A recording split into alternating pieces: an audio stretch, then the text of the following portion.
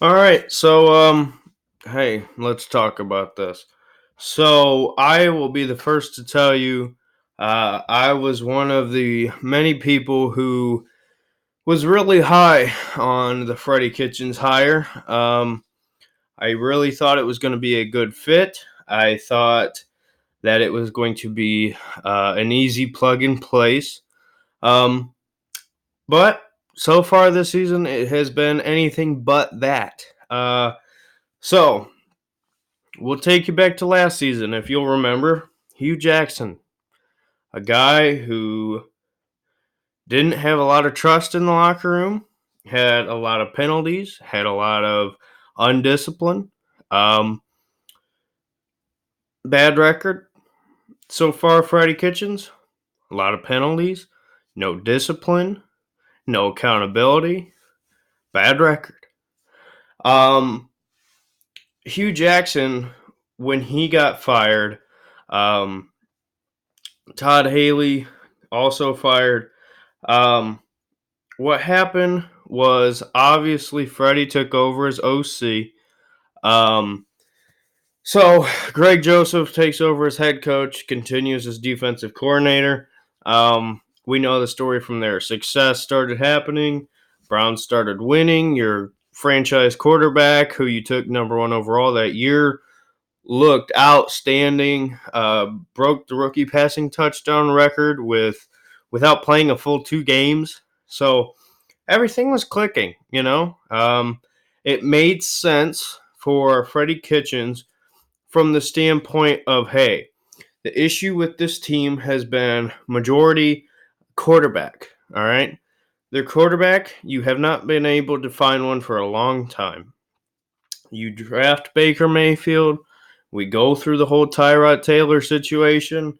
Um, and then he comes in, and then you know the story when Freddie took over as OC, things started clicking. Baker looked like a Hall of Fame quarterback. Everybody was, oh my gosh, him and Mahomes are going to be the next Brady Manning, which who knows, could be.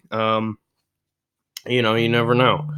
But it's it's a very interesting situation. The Cleveland Browns yesterday lost to the Patriots 13-27. Um, Now, it's not the fact that we lost. We being the fact that I am a Browns fan. Everybody always says, you're biased, whatever. Yeah, I'm admitting it. I'm a Browns fan. Um, it's not the fact that we lost.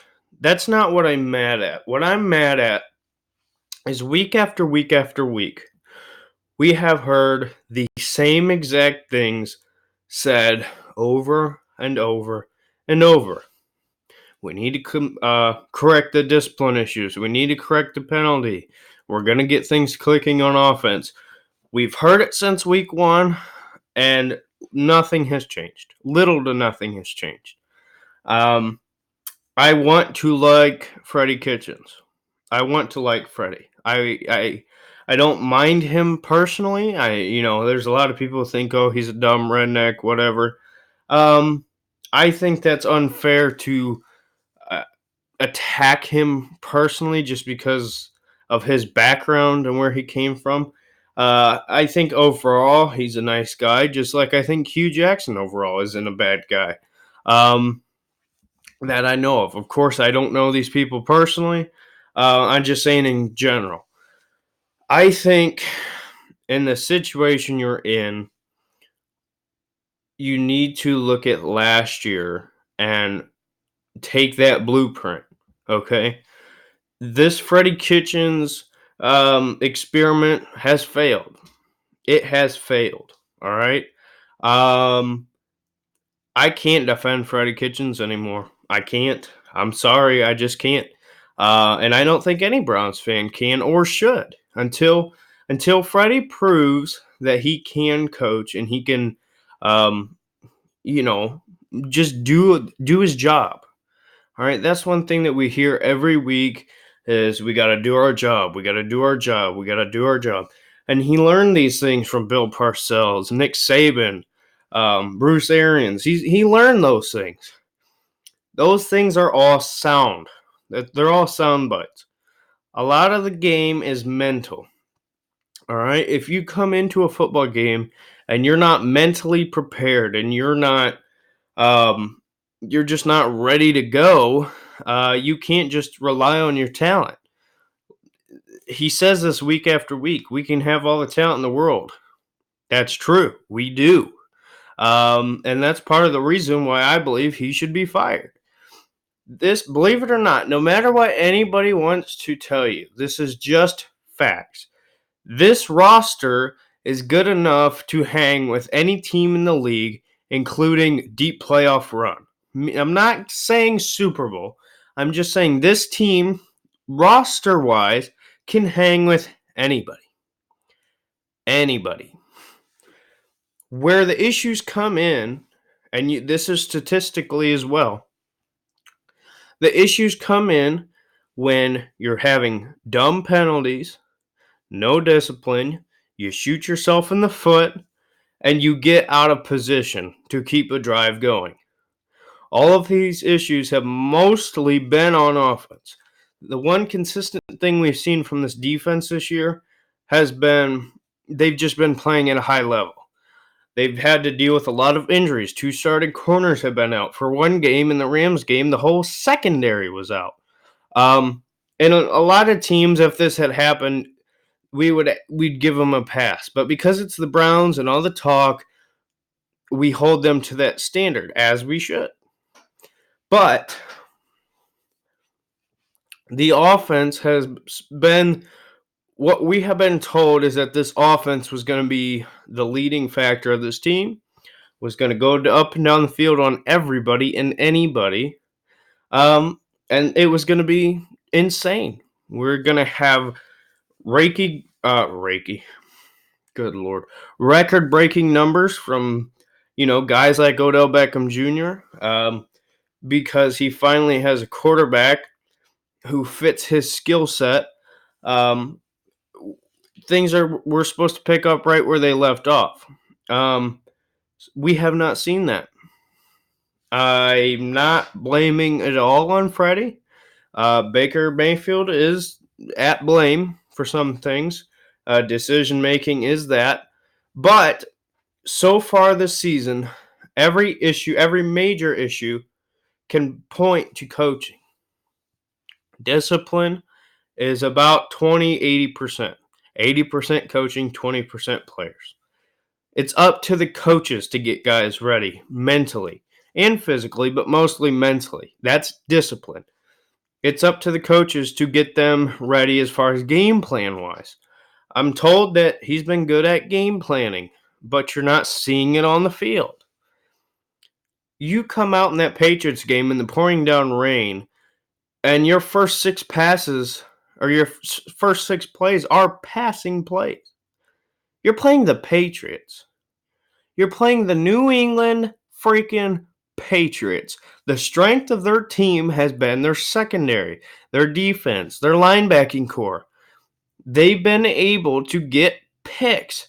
Baker Mayfield, no matter how much we can point to and say, that's on the receiver, that's on this, that's on that, even if it is on him, picks has been a major issue. Turnovers have been a major issue.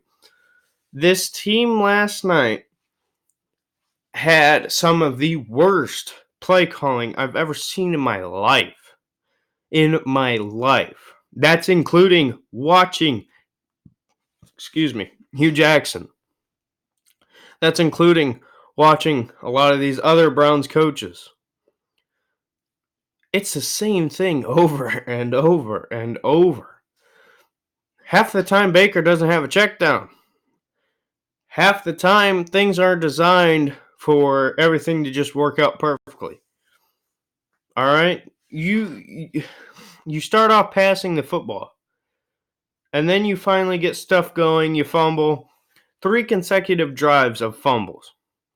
Chubb, it's not his fault. He's not a fumbler normally. He's he's the type of guy who, no matter who can be blamed, he's going to blame himself.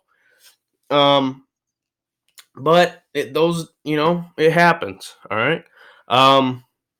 But some of those play calls, actually, that shovel pass, everybody's saying, well, Baker shouldn't have thrown it. And I don't think he should have thrown it, but he really didn't have much of an option. The play call is designed so there's a motion, a quick shovel pass to the receiver, fake to Chubb up the middle. You can go back and look at that play. That's what it was supposed to be. What happened was the defensive tackle was smart because he's coached, he's mentally prepared, he's ready. He sees that and he knows, hey, one of two things are going to happen. Either it's going to be a fake here, Chubb gets it, or it's going to be that shovel pass to Landry and Chubb blocks or is fake. So he blows the play up and it gets picked. That's what happened. It wasn't like Baker just threw it to him. All right. Baker Mayfield actually played a great game. It was actually, in my opinion, one of his best games as far as overall. He finished 20 of 31, 194 yards, one passing touchdown, one interception, 5 sacks. He did had one rush for 18 yards. His quarterback rating this week was a 79.2.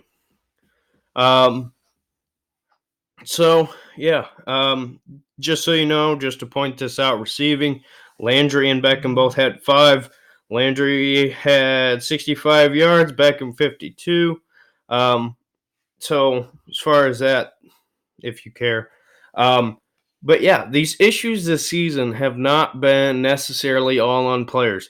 Everything points back to coaching. Everything points back to coaching. I think now is a perfect time as ever to look back at what you did last season and say, hey, it hasn't worked. We need to recognize we're wrong. We need to stop embarrassing ourselves, and we need to get a new head coach. We just have to. Freddy Kitchens has proved that he can't be a head coach yet. I'm not saying he never will be. What I think we should do is I think Freddy Kitchens should not be head coach anymore. I think Steve Wilkes should be hired as head coach and continue calling defensively. I think Monken should take over as offensive coordinator, being the fact that he's the one who came up with this offense. And I think it's time for Freddy to go. Like I said, I don't want to hate Freddy. I wish it would have worked out. Seemed like it was going to. But the bottom line is, if you have a locker room full of guys and you get this head coach who's done really nothing other than step in and be all OC with Todd Haley's playbook, it's not like you can really trust him. All right, from a player standpoint, not saying they shouldn't, but I'm saying there's no mutual respect there. You got to earn it. You got to become a team. He hasn't done his job. There's only so many weeks that you can come out and repeat yourself week after week. Something has got to change. That's just the bottom line.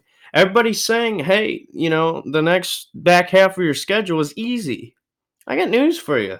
Pittsburgh Steelers are in your division.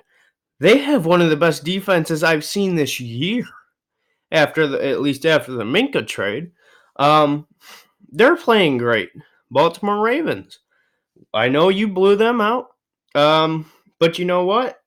They just beat Seattle. They got some momentum. They can turn things around. They traded for Marcus Peters. The Bengals are a completely different story, but it's not all smooth sailing, okay? There's going to be some teams that are going to challenge you. Kyler Murray and the Arizona Cardinals could be dangerous. I don't know. Here's the bottom line. The Browns should have won a lot of these games. We should have beat the Seahawks. Could have beat the Rams. If it wasn't for stupidity and just unfortunate situations, yeah, we could have been in potentially beat the Patriots. Reality is, a lot of this is coaching. I've tried to defend Freddy. I'm done. I can't defend him anymore. And here's the bottom line, Browns fans. And I assume this is a lot of Browns fans watching. Nothing is going to change until the leadership changes. There's no position moves that can change. There's nothing talent-wise, roster-wise that's going to change. that could fix this team. It's all coaching. It's all coaching. And I believe it's your head coach because I believe that he's inexperienced. I believe he's seen how good head coaches coach, and he's not. Here's the thing with these guys, these Bruce Arians, these Parcells, these Sabans, they have that record of success they can point to and say, if this is where you want to get, where all these guys do want to get, this is how you got to do it. You got to have this system. That's That's why the Patriots have the Patriot way. Those you never see those guys having issues like this. You never see it. Browns, if you stop shooting yourself in the foot, you're sitting good right now. But the bottom line is, you're not. So, I got news for you. If I was making decisions, he would no longer be a head coach. But if you're going to let him finish the year, things have got to change now. Now. There's no mercy period anymore. There's no second, third, fourth, fifth chances. It's now or never. All right? You can't have a team this talented and not put it together. All right? Bottom line is, we can deny it all day. A lot of it's coaching. And by the way, just as far as moves on the line, because I have been very critical on the line, having Robinson benched and having Justin McCray take over at left tackle, I paid attention to that the whole game. McCray did a much better job. McCray fought every down. Did he have some penalties? Yes. Did he get beat? Yes. But I tell you what, I know when I see Hart, that guy was playing his heart out. He should be the starting left tackle for the rest of the year. Bottom line, Greg Robinson shouldn't get his job back. Eric Kush, paid attention to him a lot. I think he should be benched. He played better this game, but I think, if there's any moves that can be made as far as roster-wise, depth-wise, the only moves I would make is just bench Kush at this point, make McCray your starting left tackle. That's about it. The rest is on coaching. Nothing else to say. So, hey, these guys in the media, you can't blame Baker, at least not for this last one.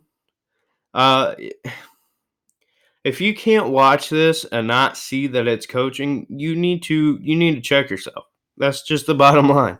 So, all right, I'm gonna stop repeating myself, looking at a camera, looking like an idiot. But anyway, so thought I'd share my opinion on that. I think it's time for Freddy to go.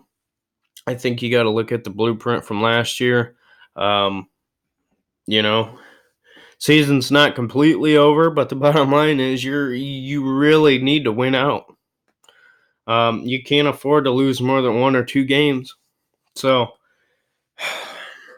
it's annoying. But anyway, so like, comment, subscribe, turn on notifications. Let me know your thoughts. Do you think Freddy should be fired? I think yes. So we'll see you in the next video. Thanks for watching. Bye.